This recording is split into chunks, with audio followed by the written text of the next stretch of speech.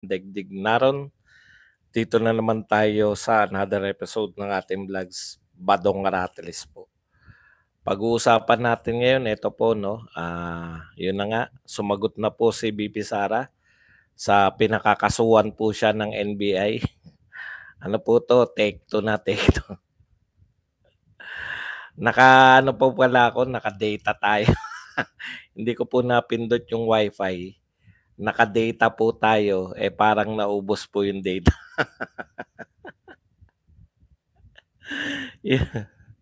Yun po pala ang problema natin. So, balik na po kayo. Ito na po, okay na po. Okay na po tayo. Okay. Pag-usapan natin yan, yung reaction po ni BP Sara, reaction po ni Chis Escudero at ng ibang mga conmen. No? Pag-usapan din po natin itong dalawang tulfo, yung mga reaction po nila. So, ulitan na lang po tayo. Okay? Yan. Pasok-pasok na po tayo. Okay na ba? Pindot naman ng 1 dyan kung okay na po tayo. Naka-data ko tapos ubos na yata yung data. Tinignan ko kasi. Okay naman pala. Wala naman palang problema. Naka-data lang pala tayo. Parang nagkaubusan na ng data kaya balik na tayo. Okay? So balikan po natin yung pinag-uusapan natin, no. Palitan na natin yung kay panis na kagad yun. Meron ditong sagutan na naganap sa pagitan po ni Bam Aquino at saka ni Sonny Trillanes. Talagang mainit na rin po si Sonny Trillanes sa mga kasama niya dati sa Dilawan. Sabi po ni Bam Aquino, eto po, malaki po ang posibilidad talaga, no, na naramdaman nila yung galit ng mga tao sa impeachment. Sabi po ni Bam Aquino, palagay ko issue siya sa mga politiko. Yung tungkol po to sa impeachment, no? Yung mga alyansa ngayon ay parang yun po yata yung nagiging isa sa malaking bagay. Pero honestly, galing ako sa Zamboanga, Nueva Ecija, Tarlac. Hindi siya issue nung mga kababayan natin. Hindi daw po issue yung impeachment sa ating mga kababayan. Sinagot naman po yan ni Sonny Trillanes, issue ng politiko, lantarang pagnanakaw, pagtataksil sa bayan. At higit sa lahat, kinabukasan ng ating bansa at ng ating demokrasya ang pinag-uusapan natin dito. Kaya wag na wag mong mamaliitin itong issue na to ng impeachment kasi napaka-importanteng issue to para sa aming mga magdalo. Kawawa naman si Bam Aquino. Yung konting boto nila, mababawasan pa yata, no? Mawawala pa yata yung boto ng Magdalo dito po kay Bam Aquino. Magkakaalyansa po yan. Ganyan talaga politika. Yung Lenny Magic, wag na natin pag-usapan yan. Okay, ito po yung mga uri ng mga kakampi ni BBM, no? Yung isa ubod ng yabang si Eric Sylvester Tulfo na hindi raw po siya masaya na siya po ay number 1 palagi. Mas gusto niya po na pasok lahat ng 12. Imposible naman yan sinasabi mo, Erich. No? Panay kahambugan lang kayo. Ito naman kanyang kapatid. Nagpahayag po si Ben Tulfo na ayaw daw po ni Ben Tulfo sa dynasty. Kahit sino pa raw, kita nyo naman ha. Thank you very much muna kay Gregory, 2025 na boss. Si BBM, sinisisi pa rin si Duterte. Labas na ang tunay na kulay, 12 diretso sa inidoro. Kaya nga po kalagitnaan na po ng panunungkulan ni BBM, panay-paninisi pa rin. Wala pa rin pong maipakitang proyekto. Pero nakakatawa po itong mga, balik po tayo dito sa pinag-uusapan natin. Alam niyo, totoo po yun. Panay hangin lang po itong mga tulpo. Sabi po ni Ben Tulfo, kahit sino pa raw po ang tamaan, siya po, ito, against ako sa political dynasty. Kumbaga, Against ako doon sa mga dinastiya. Let's get it straight. Against ako dyan. Tamaan kung sino ang tatamaan. Pero ipasayan sa batas. Alam nyo, mga kapatid, etong mga salitaan ganito, salitaan po to ng una, hindi niya po nauunawaan yung meaning ng dynasty. Di ba? Kung against ka talaga sa political dynasty, yun lang kinakailangan lang nila lagyan ng ano no? Lagyan lang ng tamaan na ang dapat tamaan. Parang mga ganun yan, no? Na against siya sa political dynasty. Ako, hindi ko po masasabi na against ako sa political dynasty. Kasi sinusuportahan ko mga Duterte. Kung Duterte forever, wala po akong problema. 'Di ba? Ganun po 'yun. Kung ang kinakatwiran mo may mga pamilya naman na maayos maglingkod, hindi ka against sa political dynasty. Dalawa lang po 'yan eh. Ang dynasty po, pag sinabing political dynasty, eto problema ko kay Ben Tulfo. Napakalinaw po ng meaning ng dynasty, 'di ba? Sige, tignan natin yung political dynasty kung ano meaning niyan.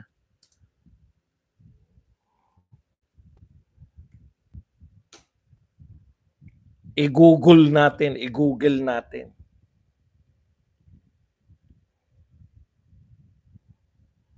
Political family, also referred as political dynasty, is family in which multiple members are involved in politics, particularly electoral politics. O, di ba? Simple lang po yan.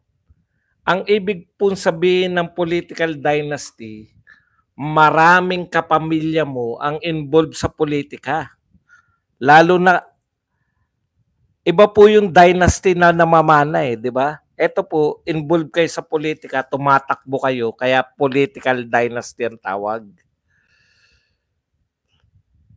Kaya kita sinasabihan na ipokrito kasama si Erwin. Kasi si Erwin, number 1 na, hindi pa raw siya masaya. Gusto mo sabihin na malungkot ka dahil number 1 ka? Napaka-peke mo naman. No? Tulfo not happy with survey leader tag, says he wants all 12 Alyansa bets to win. Yung iba, mapasama lang sa top 15, tuwan-tuwa na. Ikaw, number 1 ka lagi, hindi ka pa masaya. Okay, yung kapatid niya naman, against daw siya sa political dynasty, pero hindi yata naunawaan yung political dynasty. Kung pakikinggan mo si Ben Tulfo, yung paliwanag niya, meron daw siyang sariling, ang problema, may definition siyang sarili ng political dynasty. Ako po, kung Duterte po pag-uusapan, ako ganito no? Binuboto ng tao yung mga yan. Kung kahit po ba magkakapamilya kayo, kung ayaw na sa pamilya nyo, di ba? Lugi lang yung mga gustong po, ang lugi lang dyan, yung mga gustong maglingkod kasi mahirap tibagin yung dynasty talaga, lalo na sa mga lokal.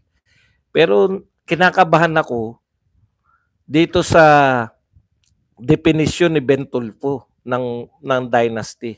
Sa kanya, para matawag na political dynasty, may baluarte.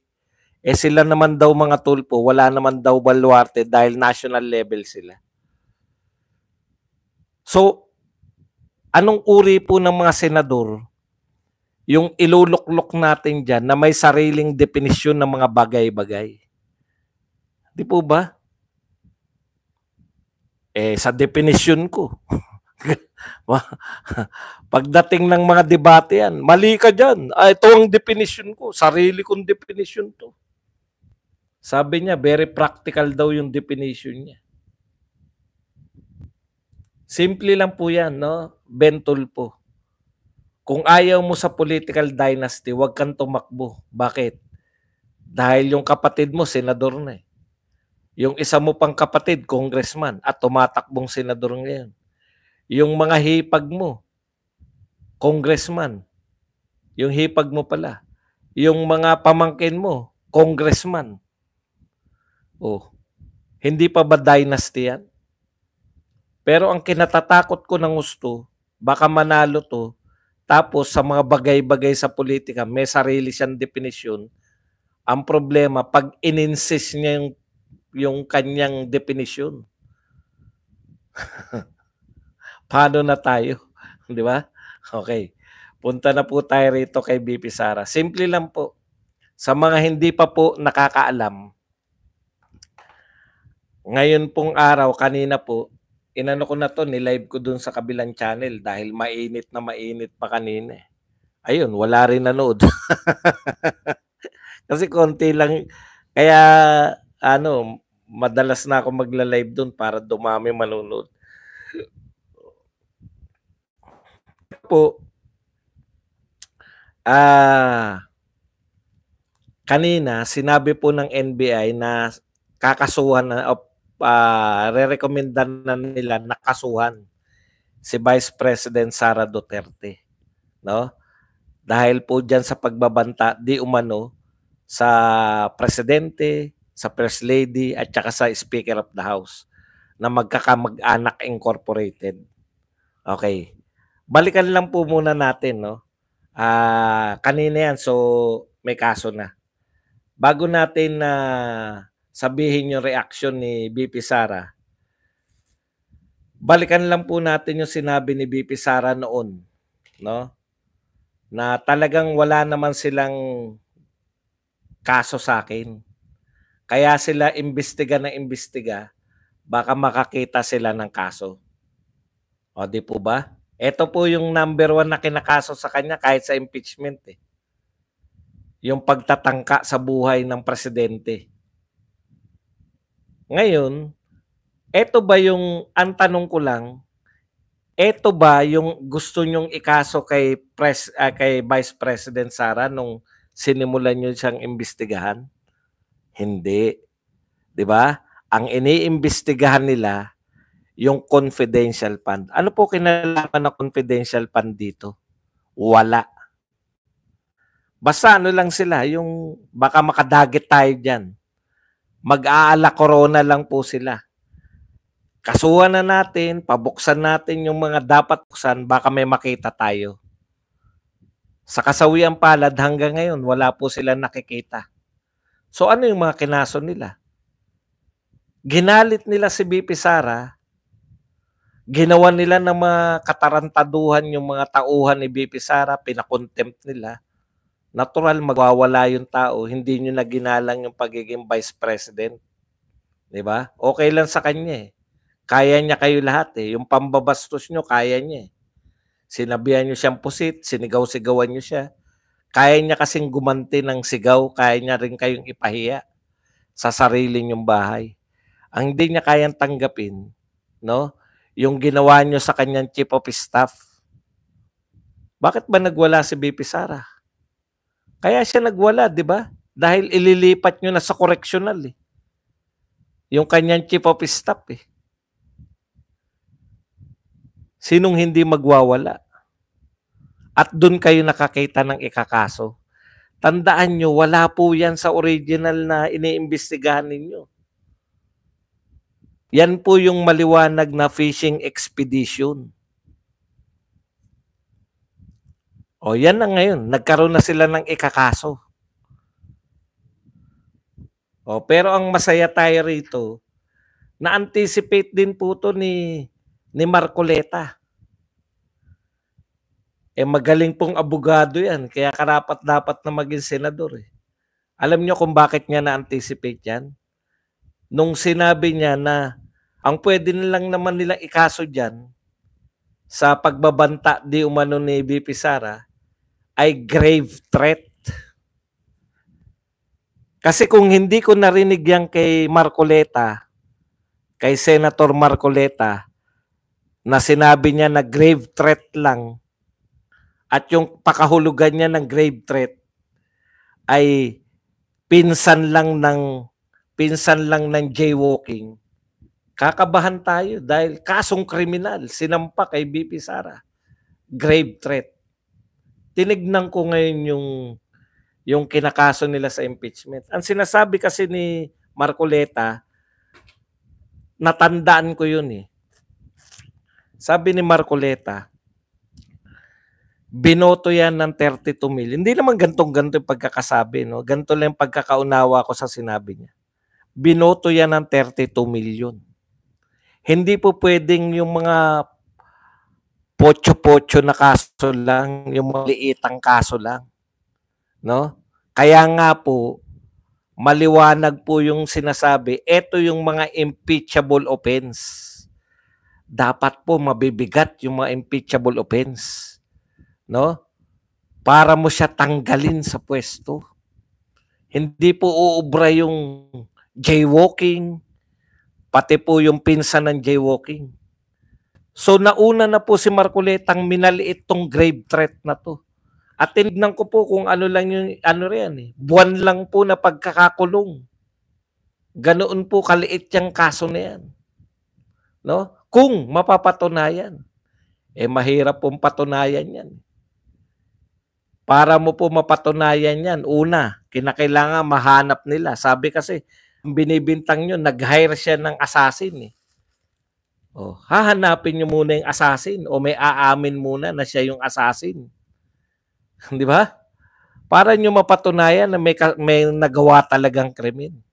Kasi ayaw ninyong tanggapin yung sinasabi ni BP Sara na conditional yun. Kung siya ay ma-assassinate, kung siya ay gugurgurin, may inutusan na siya. Eh kung hindi siya magugurgur, walang krimen. Ibig sabihin, siya yung unang gagawa ng krimen muna. Implied na yung mga pinagugurgur niya, yun yung tumira sa kanya.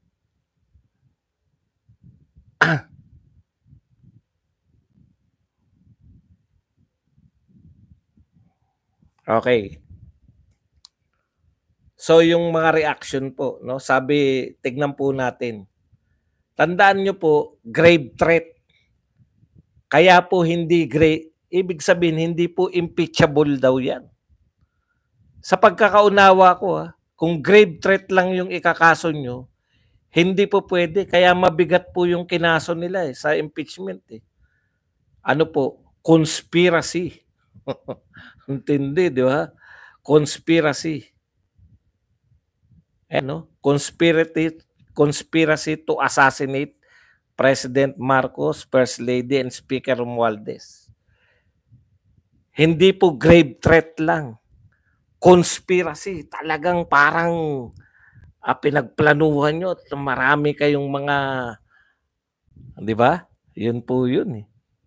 Kasi kung grave threat lang, hindi nga impeachable. Kaya dapat mabibigat yung kaso. O ngayon, punta po tayo rito sa mga mga action po, no? Siyempre, magre-react po si Quezzo Escudero. O, sa mga nagsasabi po na mukhang ano na po, nahilot na si Quezzo, so far wala pa naman po. Yan po ay chismis pa lang. So far po, wala pa namang sinabi na mamadaliin na ng Senado. Basta ganito po yung sa atin, no? Paulit-ulit na si Chis dyan na hindi sila pwedeng madaliin.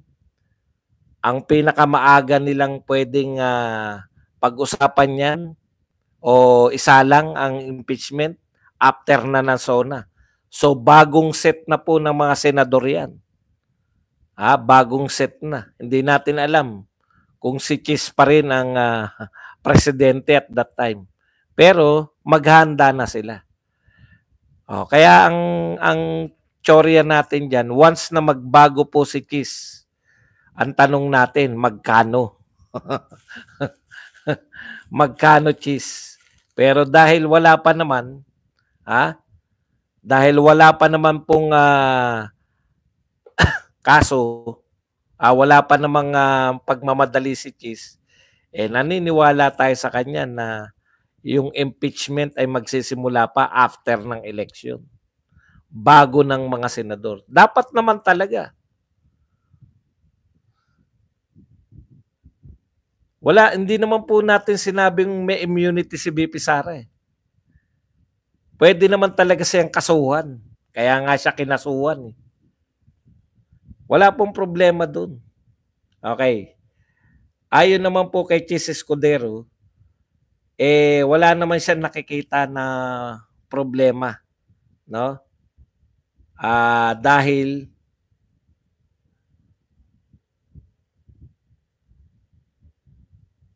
ito naman po ay hindi makakaapekto sa impeachment. Yan.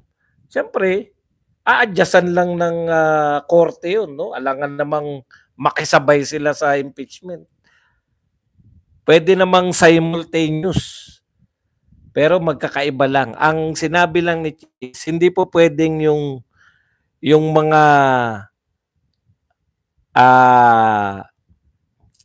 anong tawag dito? Yung mga ebidensya na nilalatag sa korte, kukunin lang nila. Iba rito. Kung sabay man yan nagaganap, wala kaming pakialam sa korte. Yung korte wala rin pakialam dito sa impeachment court. Kasi iba po to, eh. Dito po sa korte kasi, lalo na kriminal, patutunayan nila nagkasala at ipapakulong. Fianceable naman yan. Ganun po kababaw yung kaso na yan. Pwedeng magpiyansa. Hindi po yan katulad ng mga mabibigat na kaso.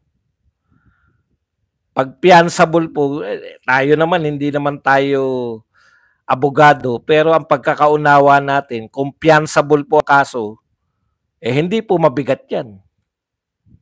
Okay. Sa madaling salita, wala nakikitang problema si Escudero. Ito naman mga congressman. Sabi po ng ng isang congressman, lalo raw pong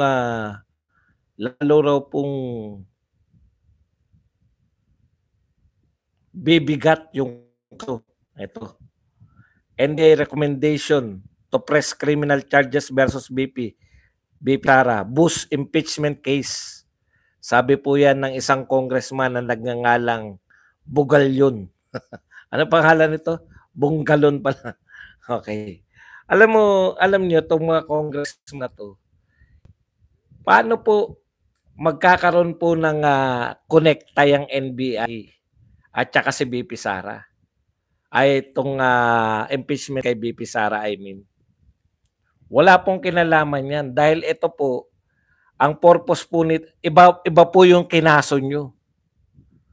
No? Iba yung kinaso ninyo kaysa kinaso ng NBI. Mas mataas po yung kinaso ninyo. Sa NBI, simple lang, grave threat lang. Si Sara Duterte lang yung nag-grave threat. Siya lang yung nag-akusa. Siya lang yung nag-hire. Pag grave threat po, hindi impeachable. Kaya ang kaso ninyo mas mabigat, conspiracy. Patutunayan nyo na si VP Sara ay nakipag-conspire kung kani-kanino. Kasi conspiracy, hindi po pwedeng siya lang yun. Hindi po pwedeng siya lang yung nag-hire.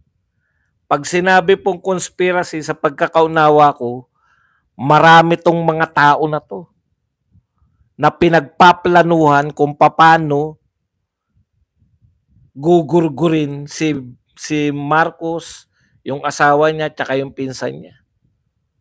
Mahirap pong patunayan yan. Magkaiba po. Ang patutunayan lang ng NBI, kung sakasakali, si VP Sara, nag-hire siya, mag-isa, ng, yan yung pagkakaunawa ko. Sa inyo, conspiracy. Hahanap kayo ngayon ng tao na naging ka-conspire. Hindi, si John Wick halimbawa si John Wick yung hinire. Wala pong conspiracy yun. Ako yung nag-hire, hinire ko si John Wick. Dalawa lang kami.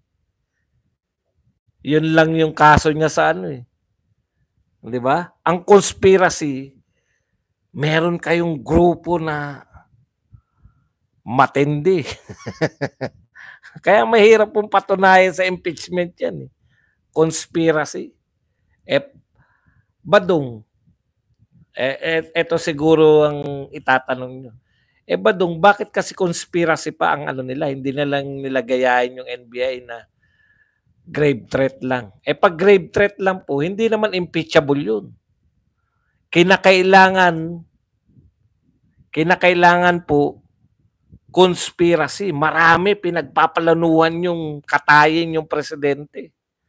Hindi po ubra na mag-isa ka lang. Ayun, yun pala yun.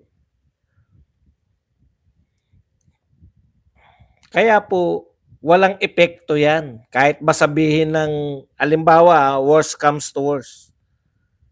Hindi nyo rin magagamit yun, na grave threat lang yun. Ako, nag-hire ako. Yun lang yung patutunayan ng NBA. Okay. Ano pa po? Apektado kayo niyan. Kasi paano kung nauna tong korte na nagsabi na dismiss ang kaso? Puta. Mabigat yun. Dinismiss. Malamang madismiss. Bakit?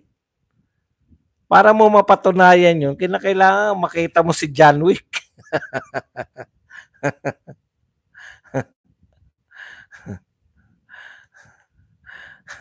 Di ba? Kinakailangan mapaamin mo si John Wick.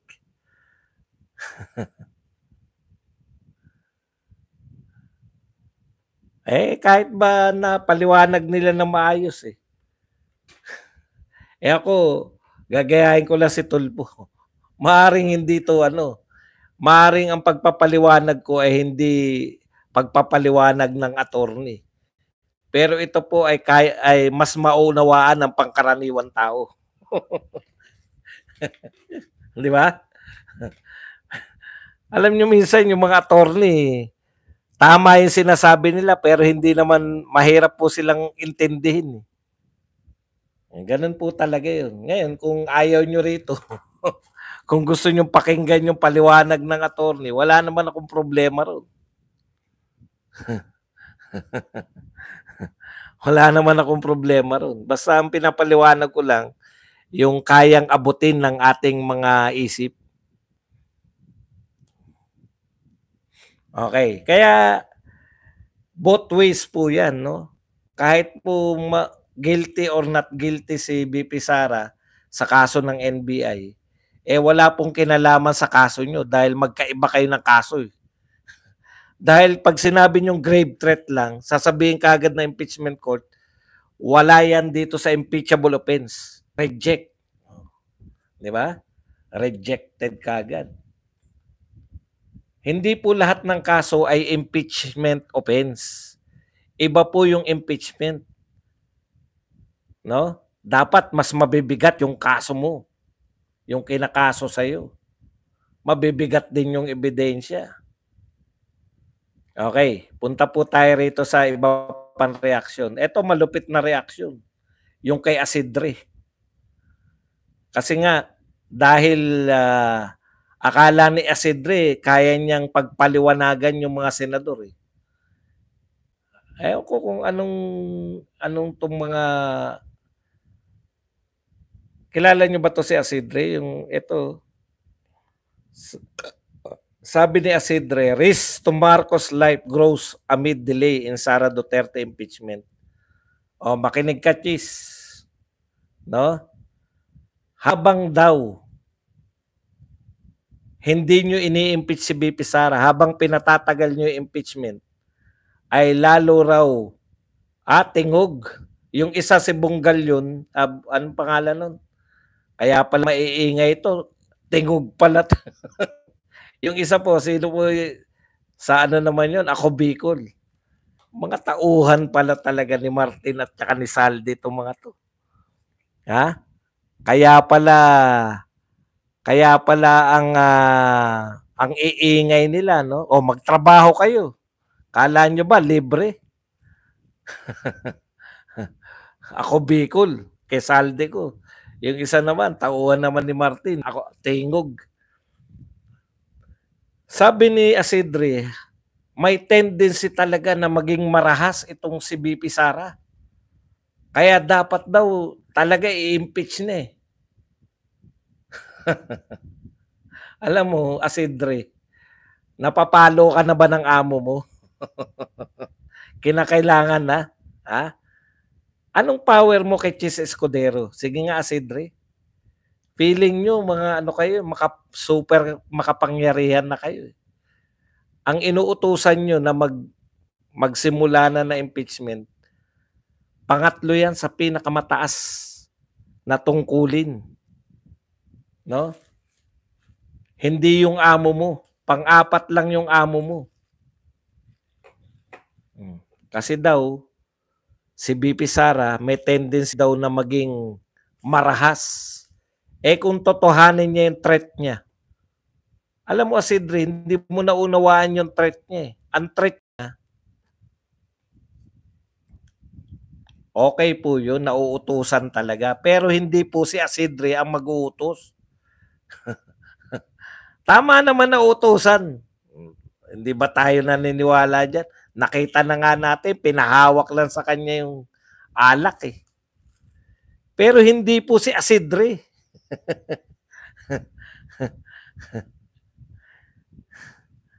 Yan nga tauhan ni Tambi yan, congressman.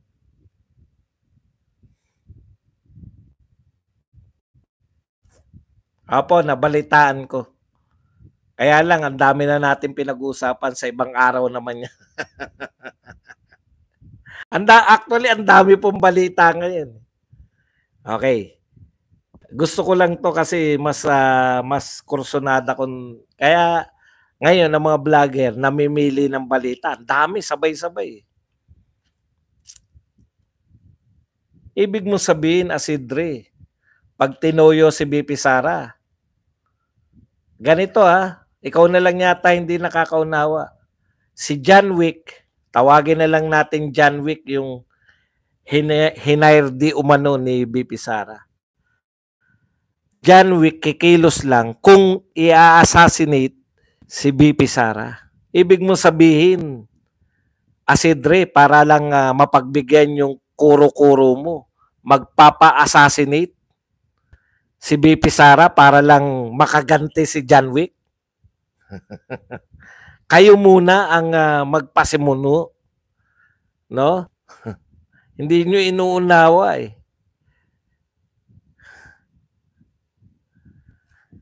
Okay, ang threat, papakita ko lang po sa inyo. Actually, hindi yan threat si BP Sara. Ang pinakamatinding threat, ito po yung itsura ni Asidre. Ito. Yan ang pinakamatinding threat. Yung ilong mo. Huwag kang tatabi. Kay BBM, baka masinghot mo eh.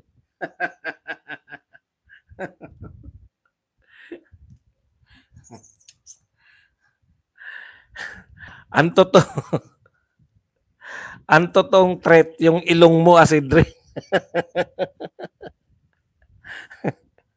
Baka masinghot mo.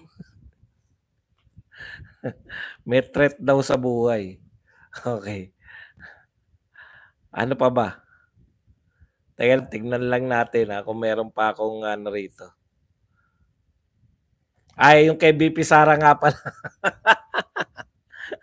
Badong, yun yung unang-una mo eh. Eto na po. Kapit po kayo. Sabi po ni BP Sara, yun pong kaso na ikakaso sa kanya ng NBI. Thank you very much muna kay Edgar Banson na nagbigay po sa $99 pangkape. Yan, $999 na pangkape. Yan. Sabi po ni BP Sara, ang tanging reaction, matipid po sa mga reaction si BP Sara ngayon eh. Nung tinanong siya, ano pong masasabi niya na siya ay pinakakasuhan na ng NBI, sabi lang po ni BP Sara, as expected.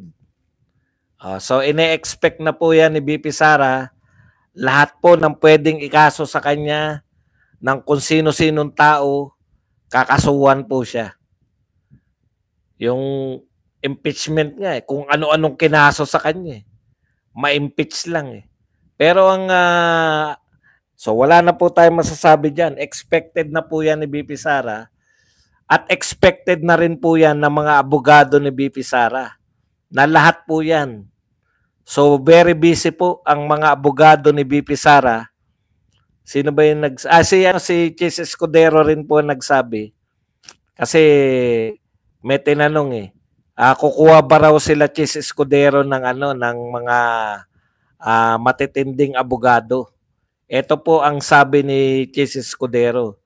Balak talaga nilang kumuha ng mga malulupit na abogado, kaya lang mukhang naunahan na sila ng mga magkabilang panig.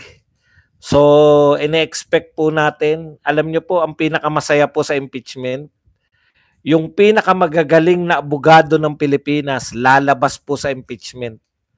Yan, kaya tuwan-tuwa po ko nung impeachment ni Erap, impeachment ni Corona.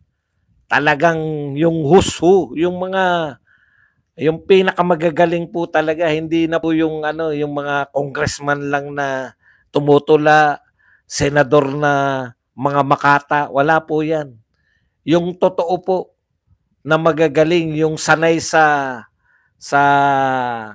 litigation ba tawag diyan? Yung sanay sa korte. Hindi po sanay sa sa mga camera lang, no? Yung talagang nakikipagbatbatan sa korte. Yung pinakamamahal na bayad na abogado, yung mga per ora. Makikita nyo po 'yan, nakahilera po 'yan, magpo-pro bono po 'yan. Hindi lang po di Campanilla, talagang kaya napakasasarap po. Tandang-tanda ko diyan, sila Joker Arroyo po siya.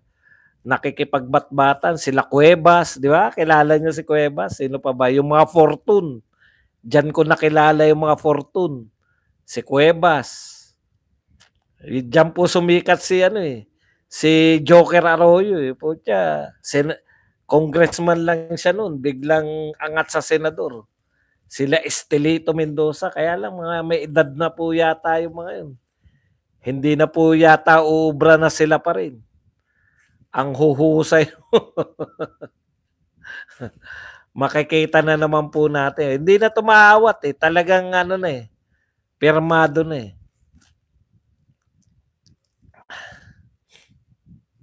si Estelito. Matitindi yun. Kaya hindi po katulad dito, yes or no, hindi po ganun. Talagang sila Davide, mahuhusay po. Kaya ngayon, panay paghanda na po. Etong mga kalaban ni BP Sara, panay pa-interview. Di ba? Sila BP Sara, hindi nyo alam kung ano gagawin. Baka isang araw lang yung puta. Ano na natin to? I-dismiss na natin. Hula ko lang.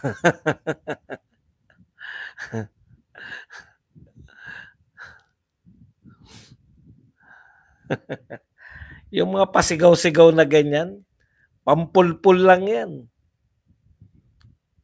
Makikita nyo po sa aktual kung sino po yung mga tunay pong magagaling. Walang kodigo-kodigo yun na ang bibilis mag-isip nun. Puyatan na naman. Magpupuyat po tayo niyan. Kaya excited na tayo. Pero iwan po natin to sa pamamagitan po. Ito po nakakaano na po tong mga ganitong dalawa po ang ihalimbawa nating congressman. Yung reaction po nila sa pagpirma at hindi pagpirma. Ito po yung isang congressman na dapat hangaan. Si Richard Gomez, no? Sabi niya, karon ang giingon nila kanang wala nag-sign, dili daw hatagan og budget. Sige lang, ang importante ang inyong congressman na ay baruganan. Ito po ang translasyon, sabi niya. Sabi nila, yung hindi pumirma ay hindi bibigyan ng budget. Okay lang, ang importante ang congressman nyo ay may paninindigan. Congratulations, Sa'yo, Congressman Richard Gomez. Yung isa naman po, yung pumirma. Nasaan na ba si...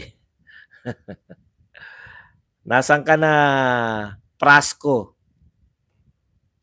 Ito po sabi ni Prasco. Ang number one reason ko talaga, ito talaga ay translated na po to Ito talaga ang reason ko talaga bakit sumama ako sa majority sa House of Representative. Number one reason talaga dahil sa inyo kaya ako sumama sa majority. Hindi ko gusto ng ating programa, ating proyekto dito sa ating distrito ay manganib. Yan. Yan ang rason ko kaya ako pumirma dahil ayaw kong manganib ang ating programa. Paulit-ulit. Paulit-ulit lang pala magsalita to. Kasi kung mangyayaring hindi tayo sumama sa majority, hindi tayo sumama sa karamihan sa kanila, mahuli ang ating hiling, mahuli ang ating mga programa at ating mga proyekto. Tapos masyadong delikado kung masiro ang aking budget. Antindi, no? Talagang aminado po sila eh. Hindi po sila pumirma dahil sa merit ng kinakaso na naniniwala sila na may paglabag si BP Sara. Pumirma talaga sila dahil takot silang masiro sa budget. Biruin mo, magtatanggal ka ng Vice President. Ang katwiran mo lang, mawawalan ka ng budget. Akala ko ba, Sandro, walang pumilit sa mga to. Implied kasi yun eh. Kahit hindi po sabihin, alam na nila yun. Bakit? Si Pulong walang budget eh.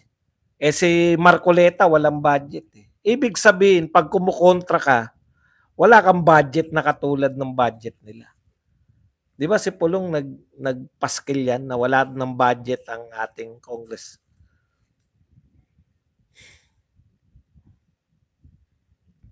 Alam nyo, mali po kayo. Biruin nyo, tatanggalin nyo yung presidente, ay yung vice president dahil lang para sa budget nyo. Mali po yan. Napakamali. Magtatanggal kayo ng vice president dahil may ginawa siya na labag sa batas at mabigat